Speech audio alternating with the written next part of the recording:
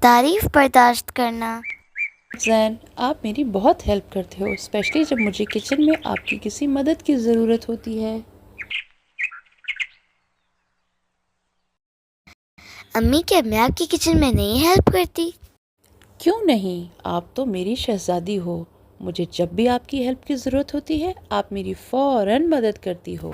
آپ دونوں ہی بہت اچھے بچے، مجھے جب آپ کی مدد کی ضرورت ہوتی ہے آپ ضرور میری مدد کرتے ہو۔ برکھا، آپ نے اپنی ڈائری بہت پیاری تیار کی ہے اور آپ کی جرنلنگ سکلز بہت اچھی ہیں، سٹیکرز سے لے کر رائٹنگ اور ڈرائنگ تک، ایوری تھنگ از امیزنگ۔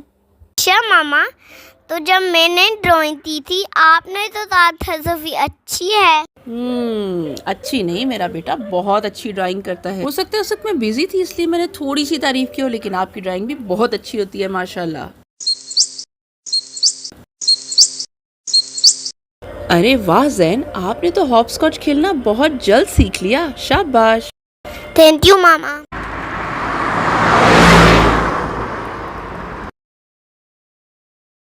ماما میں تو زیادہ سے زیادہ اچھا ہاپ اسکاچ کھیلتی ہوں۔ زین اور برکھا، آپ دونوں کھیلتے بھی بہت اچھا ہو، پڑھتے اور ڈرائنگ بھی بہت اچھی کرتے ہو، لیکن کسی ایک بچے کی ایک وقت میں تعریف کرنے کا یہ ہرگز مطلب نہیں ہے کہ دوسرا بچہ تعریف کے قابل نہیں ہے۔ جیسے آسمان میں تارے چمکتے ہیں، کسی ایک ستارے کی روشنی اور چمک کی تعریف کرنے کا یہ مطلب نہیں ہے کہ باقی ستارے آسمان کو روشن نہیں کر رہے یا آسمان کی خوبصورتی میں اضافہ نہیں کر رہے۔ ہر ستارہ خوبصورت ہے، ہر ستارہ اہم ہے اور ایک اس کی منفرد خوبصورتی ہے، یعنی it is different and beautiful in its own way۔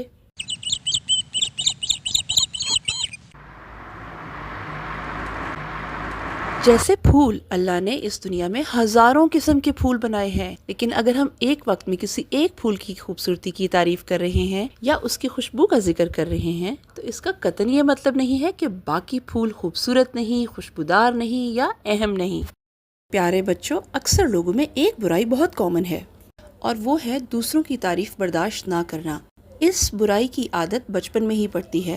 میری خواہش ہے کہ میرے بچوں میں یہ برائی نہ ہو۔ کوشش کریں کہ جب دوسرے کی تعریف ہو تو اسے اپنی خامی مت سمجھیں، خود بھی دوسروں کی تعریف کریں اور دوسروں کو بھی کرنے دیں۔